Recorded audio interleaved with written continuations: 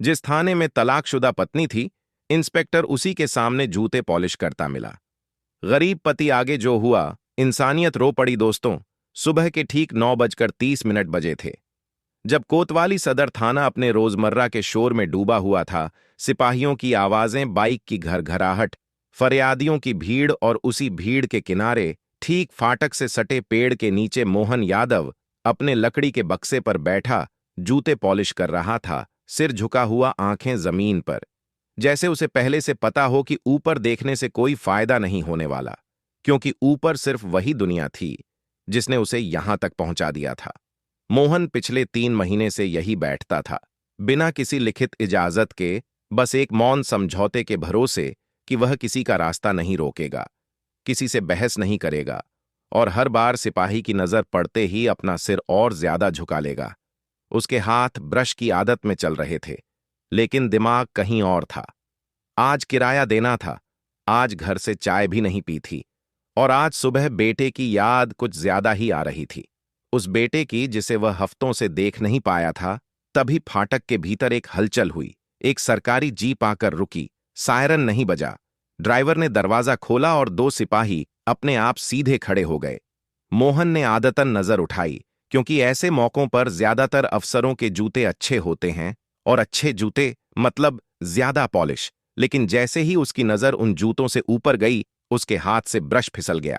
खाकी वर्दी कंधों पर, 3 स्टार, सीधे सड़े हुए कदम, और फिर वह चेहरा। मोहन ने तुरंत नजरें नीचे कर ली, जैसे उसने कोई गुनाह कर दिया हो, जैसे ऊपर देखना उसकी औकात से बाहर की चीज हो। लेकिन पहचान हो चुकी थी, इतनी गहरी पहचान की आंखें बंद करने से भी मिटती नहीं। वह चेहरा अनन्या सिंह का था, वही औरत जो कभी उसकी पत्नी थी और आज इसी थाने में सब इंस्पेक्टर बनकर तैनात थी। अनन्या भी रुकी, बहुत ज्यादा नहीं, बस उतना कि इंसान का दिमाग पहचान पूरी कर ले। उसकी नजर पहले बक्से पर गई, फिर झुके हुए कंधों पर, फिर उन हाथों पर जो ब्रश उठाने की कोशिश कर रहे थे और कांप रहे थे। उसने कुछ नहीं कहा, चेहरे पर कोई भाव नहीं आने दिया, और बिना एक पल और गवाए थाने के भीतर चली गई। जैसे नीचे बैठा आदमी कोई आम आदमी हो, जैसे उसका उससे कोई रिश्ता कभी रहा ही ना हो। मोहन की सांस अटक गई। वो कुछ सेकंड तक वैसे ही बैठा रहा, ब्रश हाथ में, जूता सामने, लेकिन दिमाग सुनना। फिर उसने जोर से ब्रश चलाना शुरू किया, जरूरत से ज्यादा जोर से, जैसे जूते नहीं, अपने भीतर जमा हुए डर को रगड़ रहा हो। और जब सामने खड़े आदमी ने पैसे थमाए तो उसने गिने भी नहीं, बस बक्से में डाल दिए। कुछ ही देर बाद एक सिपाही बाहर आया। ए तुम, उसने उंगली से मोहन की ओर इशारा किया। यहां आओ। मोहन का पेट सिकुड़ गया। क्यों साहब? आवाज अपने आप पतली हो गई। अंदर चलो, सिपाही ने कहा। मैडम बुला रही हैं। उसने बक्से की ओर देखा, फिर सिपाही की ओर। सिपाही ने सिर हिलाकर कहा, यहीं छोड़ो। और मोहन उठ खड़ा हुआ, घुटनों में हल्की सी लड़खड़ाहट के साथ, जैसे वह सिर्फ जमीन से नहीं, अपनी जगह से भी उठ रहा हो। थाने के भीतर की हवा बाहर से अलग थी, भारी, बंद और सवालों से भरी। उसे एक कमरे में ले जाया गया, जहां मेज के पीछे वही वर्दी बैठी थी, वही चेहरा, वही शक्ति। दीवार पर नियमों की सूची टंगी थी, मेज पर फाइलें, और बीच में वह खड़ा हुआ, बिना कुर्सी के। नाम? अनन्या ने बिना ऊपर देखे पूछा। मोहन यादव, उसने जवाब दिया। कलम एक पल के लिए रुकी, फिर चल पड़ी। यहां बैठने की अनुमति है। आवाज सपाट थी। नहीं, मोहन ने कहा। फिर क्यों बैठे थे? उसने कुछ सेकंड सोचा, फिर बोला, काम के लिए। अनन्या ने पहली बार नजर उठाई, सीधे उसकी ओर। वो नजर किसी पत्नी की नहीं थी, किसी अफसर की थी, तौलती हुई, जांचती हुई। और मोहन की आंखें अपने आप झुक गई, क्योंकि उस नजर के सामने वह खुद को बहुत छोटा महसूस कर रहा था। आप जानते हैं, अनन्या ने कहा, थाने के सामने अतिक्रमण मना है। जानता हूं, उसने कहा। तो नियम क्यों तोड़ा? उसके पास कोई सफाई नहीं थी। पेड़ के लिए, उसने धीरे से कहा। कमरे में कुछ पल की खामोशी फैल गई, वही खामोशी जिसमें पुराने रिश्ते बिना आवाज किए गुजर जाते हैं। अनन्या ने फाइल बंद की, कुर्सी से हल्का सा पीछे हटी और मोहन को ऐसे देखा जैसे किसी केस को देखती हो, लेकिन उस नजर में कहीं बहुत भीतर कुछ और भी था। आज के लिए जा सकते हैं, उसने कहा, लेकिन दोबारा यहां बैठे मिले तो कार्रवाई होगी। मोहन ने सिर हिलाया। वो मुड़ा, दरवाजे की ओर बढ़ा, और जैसे ही बाहर निकलने वाला था, अनन्या की आवाज फिर आई, इस बार थोड़ी धीमी। मोहन। वो रुका, यहां मत बैठा करो, उसने कहा। बस इतना। वो बाहर आ गया। धूप वहीं थी, जमीन वहीं, बक्सा वहीं रखा था, लेकिन कुछ बदल चुका था। कुछ ऐसा जो दिखता नहीं, बस महसूस होता है। और वह बक्सा उठाने से पहले एक पल रुका, क्योंकि पहली बार उसे लगा कि वो सिर्फ थाने के सामने नहीं, अपने पूरे अतीत के सामने खड़ा है। उसने सिर उठाया और सामने वही चेहरा था जो कभी उसका अपना हुआ करता था। लेकिन इस बार वह चेहरा कागजों में नहीं, यादों में था, और यादों का कोई थाना नहीं होता। जहां नियमों की तख्ती टंगी हो, वहां बस वही चलता है जो दिल ने सहा होता है।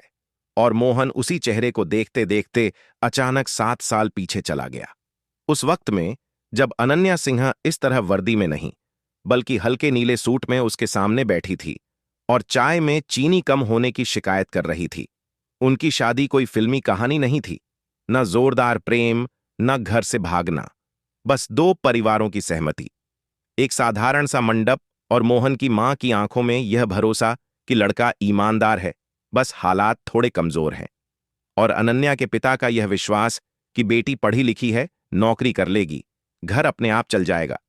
उस वक्त किसी ने नहीं सोचा था कि दो लोगों के बीच सबसे बड़ा फर्क पैसा नहीं, सपनों की दिशा होती है। शुरुआती दिन ठीक थे।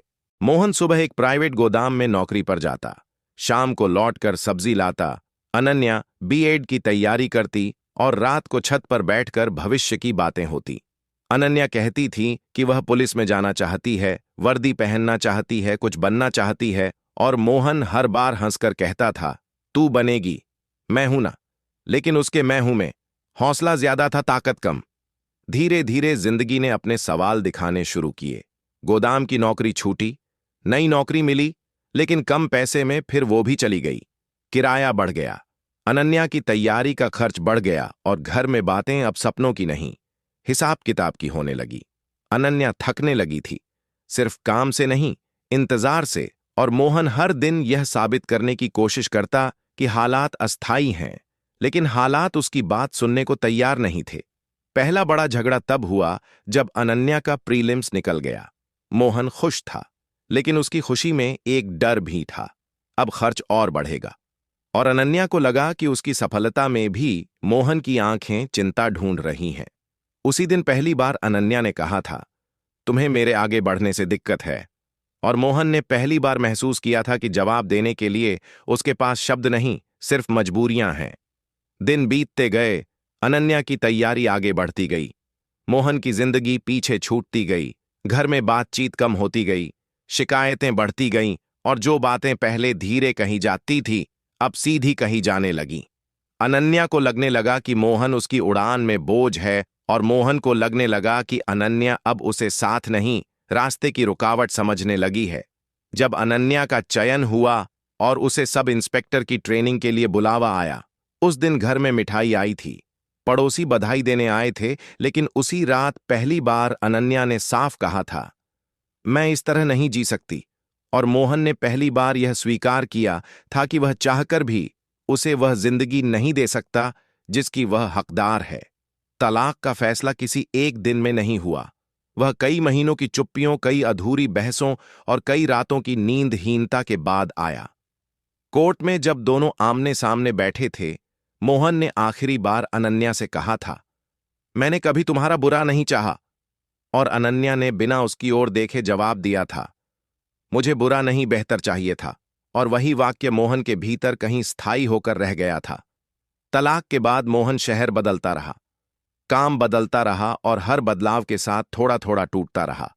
उसने कभी अनन्या के बारे में बुरा नहीं कहा, कभी किसी से शिकायत नहीं की, क्योंकि उसे लगता था कि हार उसकी है, और हारने वाले अक्सर चुप रहते हैं। और अब सालों बाद वही अनन्या उसी के सामने इंस्पेक्टर बनकर खड़ी थी। वर्तमान में लौटते हुए मोहन ने महसूस किया कि उसके हाथ अब भी कांप रहे हैं। और थाने के बाहर खड़ा होकर वह यह तय नहीं कर पा रहा था कि उसे वहां से जाना चाहिए या फिर बैठ जाना चाहिए, क्योंकि नियम अब उसे पता थे।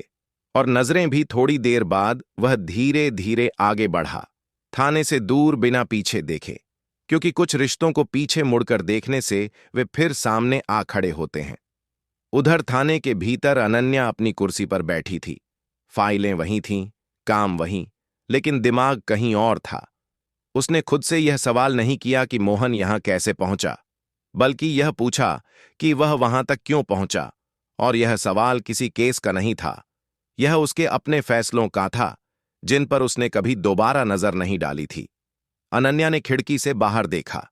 वह आदमी अब वहां नहीं बैठा था, और पहली बार उसे यह एहसास हुआ कि कुछ चीजें नियमों से हटकर भी देखी जाती हैं। अनन्या ने फाइल बंद की, और पहली बार उसे इंसान की तरह देखा। लेकिन इंसान की तरह देख लेना और इंसान के लिए कुछ कर पाना, इन दोनों के बीच पूरा सिस्टम खड़ा होता है। और अनन्या उसी सिस्टम का हिस्सा थी, वर्दी पहने नियमों से बंधी हुई।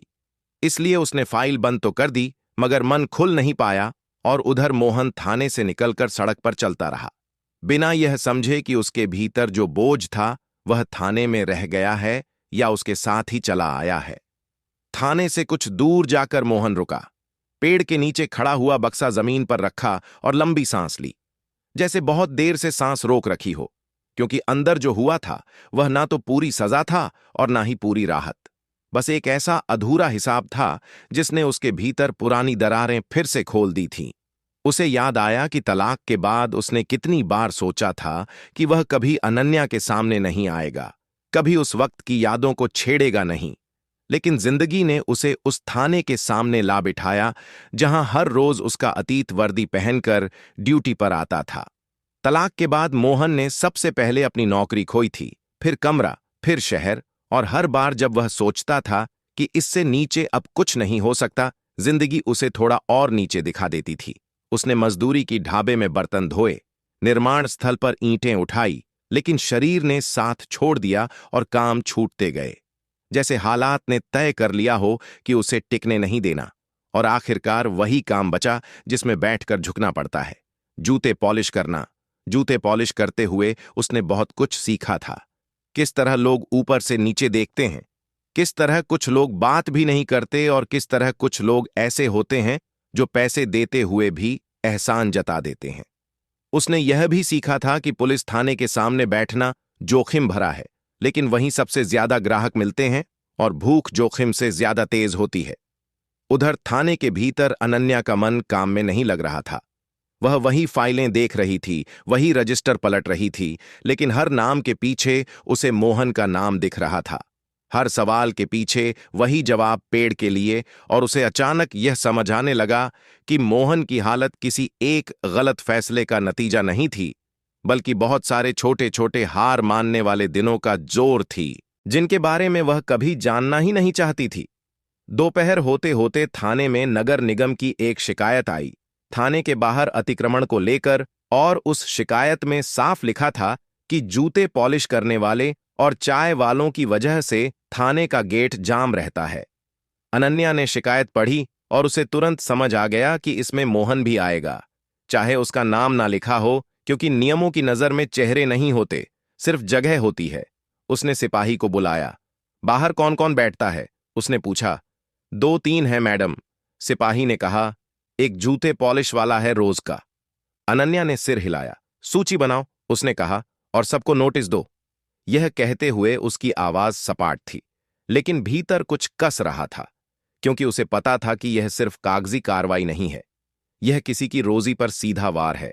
और वह यह भी जानती थी कि अगर वह यह न करें तो सवाल उस पर उठेंगे, क्योंकि सिस्टम में भावना नहीं, प्रक्रिया देखी जाती है।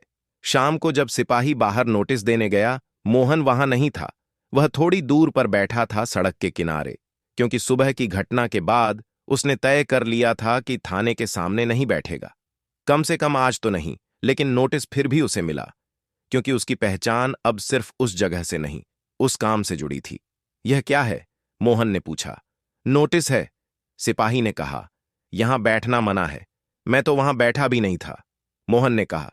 सिपाही ने कंधे उचका दिए। नाम आ गया है, उसने कहा। अब अंदर जाकर बात करो। मोहन को लगा जैसे सुबह की कहानी फिर से शुरू हो रही है, लेकिन इस बार उसके पास कोई उम्मीद नहीं थी, क्योंकि अब यह मुलाकात पहचान की नहीं, कार्रवाई की थी। थाने के भीतर अनन्या के सामने वही कागज था, वही नाम और वही आदमी, लेकिन इस बार माहौल अलग था। अब वह किसी पुराने रिश्ते का नहीं, नियम का सामना कर रही थी। मोहन खड़ा था, पहले से ज्यादा थका हुआ और अनन्या समझ रही थी कि आज अगर उसने सिर्फ इंस्पेक्टर की तरह फैसला किया तो शायद वह सही होगी, लेकिन अगर उसने सिर्फ इंसान की तरह सोचा तो शायद वह कमजोर कहलाएगी। ये नोटिस पढ़ा? अनन्या ने पूछा। पढ़ा, मोहन ने कहा। यहां बैठना बंद करना होगा। मैं बैठा भी नहीं था, मोहन ने कहा। आवाज में कोई शिकायत नहीं, बस थकान नाम आया है, अनन्या ने कहा। और नाम आया है तो कार्रवाई होगी। मोहन कुछ सेकंड चुप रहा, फिर बोला, अगर यहां नहीं बैठूंगा तो कहां बैठूं? यह सवाल नियमों में नहीं था। कमरे में सन्नाटा भर गया। अनन्या ने पहली बार महसूस किया कि यह मामला चालान या नोटिस का नहीं है, यह उस खाई का है जहां एक तरफ ओहदा है और दूसरी तरफ इंसान, और बीच में वही लोग गिरते हैं जिनके पास बचने की जगह नहीं होती। उसने कागज मेज पर रखा मोहन की ओर देखा और उस पल उसे यह साफ दिख गया कि उसके सामने कोई अपराध नहीं खड़ा है, बल्कि हालात की सजा काटता एक आदमी खड़ा है। वह इंस्पेक्टर थी और उसके सामने उसका अतीत खड़ा था। अनन्या की कुर्सी थोड़ी पीछे सरकी, जैसे शरीर नहीं, सोच को जगह चाहिए हो, क्योंकि सामने खड़ा मोहन कोई केस नहीं था, ना कोई फाइल नंबर, ना कोई आंकड़ा, बल्कि वह आदमी था जिसके साथ उसने कभी एक ही कमरे में सपने देखे थे। और आज उसी आदमी की जिंदगी एक नोटिस के नीचे दबकर कांप रही थी, और यह टकराव इतना सीधा था कि उससे नजरें चुराना भी अब एक तरह का फैसला बन चुका था। मोहन, अनन्या ने कहा, पहली बार नाम लेते हुए बिना ओहदे की कठोरता के, तुम समझते हो ना मेरे हाथ बंधे हुए हैं। और यह कहते हुए उसने पहली बार महसूस किया कि वर्दी सिर्फ ताकत नहीं देती, कभी कभी वह सबसे भारी जंजीर भी बन जाती है। मोहन ने सिर हिलाया, क्योंकि उसे समझाने की जरूरत नहीं थी। उसने यह बात बहुत पहले समझ ली थी कि जिनके पास नियम होते हैं उनके पास विकल्प कम होते हैं, और जिनके पास विकल्प नहीं होते उनके पास नियम भी नहीं होते। इसलिए उसने कोई बहस नहीं की, कोई गिड़गिड़ाहट नहीं की, बस इतना कहा, मैं जानता हूं। और उस एक वाक्य में उसकी पूरी हार छुपी हुई थी। अनन्या ने मेज पर रखे कागजों को फिर से देखा। वही शब्द, वही धाराएं, वही नियम जो हर रोज किसी ना किसी के हिस्से में सख्ती बनकर गिरते थे, और आज वही सख्ती उसके अपने अतीत से टकरा रही थी।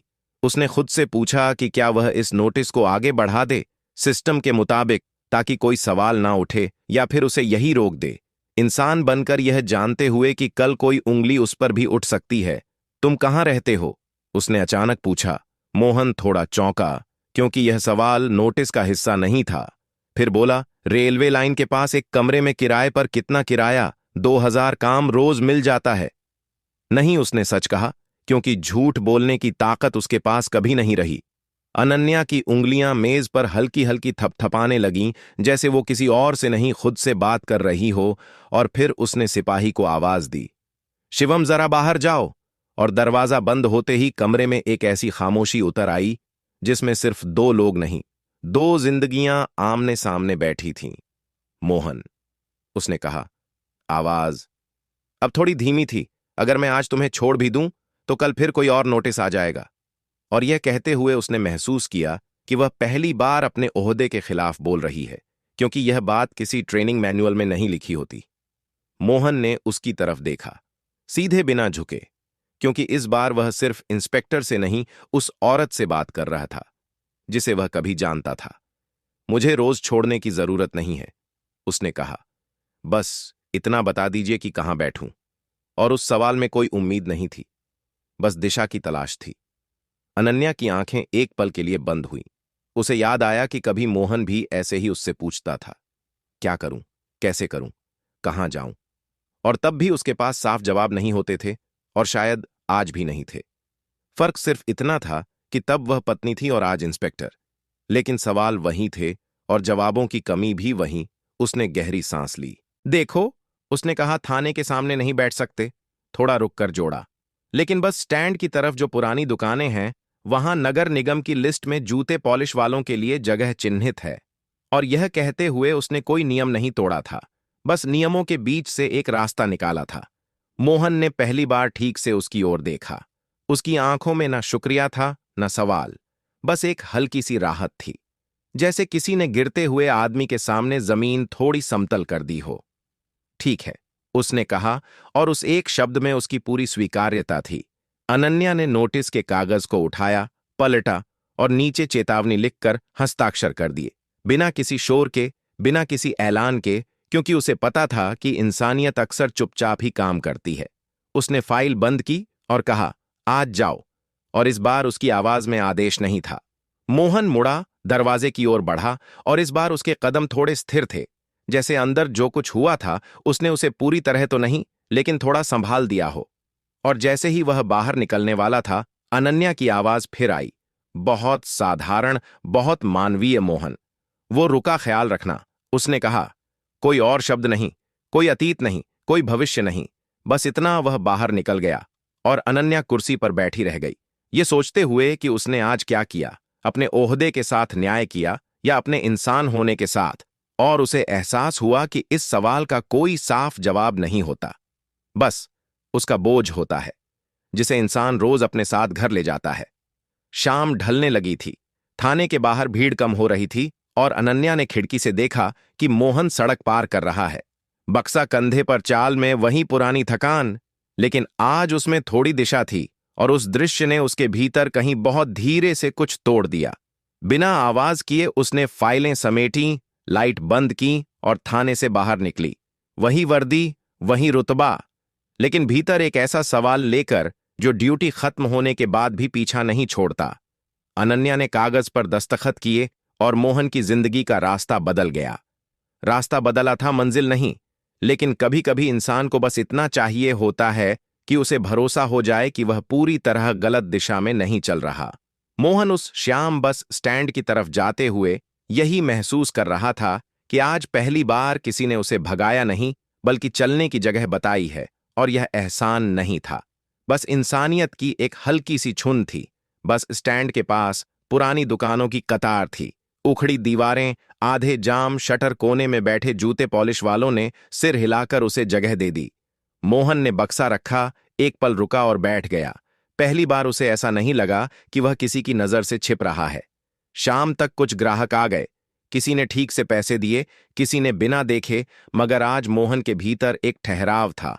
रात को कमरे लौटते वक्त उसके कदमों में रोज की लड़खड़ाहट नहीं थी।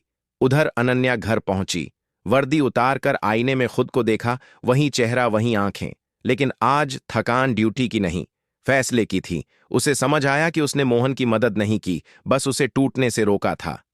रात भर वही सवाल उसके मन में घूमता रहा, अगर यहां नहीं बैठूंगा तो कहां बैठूं।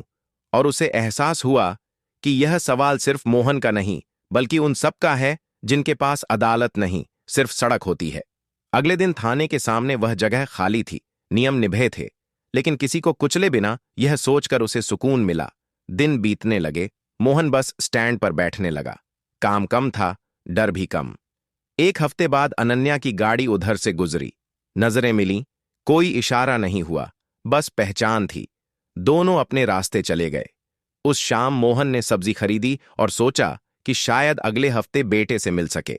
अनन्या ने फाइलें समेटते हुए महसूस किया कि उसने किसी को अपने ओहदे से नहीं, अपने होने से देखा है। जिंदगी फिर चलने लगी, लोग आते जाते रहे, केस बनते रहे, नियम चलते रहे, लेकिन उस दिन के बाद जब भी कोई मजबूर आदमी दिखता, अनन्या की नजर ठहर जाती और मोहन को याद रहता कि कहीं ना कहीं किसी ने उसे सिर्फ नीचे बैठा हुआ नहीं देखा था। और शायद इसी वजह से उस कहानी में कोई चीखा नहीं, कोई रोया नहीं, लेकिन जिसने महसूस किया उसने जान लिया। उस दिन इंसानियत चुपचाप खड़ी रही थी और बहुत धीरे धीरे रो पड़ी थी। दोस्तों, कुछ रिश्ते कागजों पर खत्म हो जाते हैं, लेकिन हालात में जीते रहते हैं। और यह कहानी हमें यही बताती है कि इंसान की असली पहचान उसके ओहदे से नहीं, बल्कि उस पल से होती है जब उसके सामने कोई कमजोर खड़ा हो। क्योंकि नियम सबके लिए एक जैसे होते हैं, लेकिन इंसानियत का फैसला हर किसी को खुद लेना पड़ता है। अब जरा खुद से पूछिए, अगर आपकी जगह अनन्या होती तो क्या आप भी सिर्फ नियम देखते या उस इंसान को भी देखते जो हालात से हार चुका है? और अगर आप मोहन होते तो क्या आप टूट कर चुप हो जाते या फिर नई जगह से फिर उठने की हिम्मत करते? कमेंट में सच्चे दिल से अपने विचार जरूर लिखिए। और अगर यह कहानी आपको कहीं भीतर छू गई हो तो इसे सिर्फ कहानी मत समझिए, इसे अपने आसपास के लोगों के लिए एक नजर बना लीजिए। तो दोस्तों, ये थी आज की कहानी। आपको कहानी कैसी लगी? आपकी जो भी राय कमेंट बॉक्स में लिख सकते, लोगों के साथ शेयर कर सकते हो। वीडियो अगर अच्छी लगी तो वीडियो को लाइक और चैनल को सब्सक्राइब जरूर करें ताकि हमें थोड़ा सा हौसला मिले। आप लोगों के लिए ऐसे ही अच्छे अच्छे वीडियो बनाने के लिए इन कहानियों को सुनाने का उद्देश्य किसी को परेशान करना बिल्कुल भी नहीं है। यह कहानी आपको इसलिए सुनाई जाती है ताकि आप लोग इन कहानियों में से कुछ ना कुछ सीख सको और अपने जीवन में उस चीज को अप्लाई कर सको। मिलते हैं किसी अगली वीडियो में नए टॉपिक के साथ। तब तक के लिए आप सभी का बहुत बहुत शुक्रिया।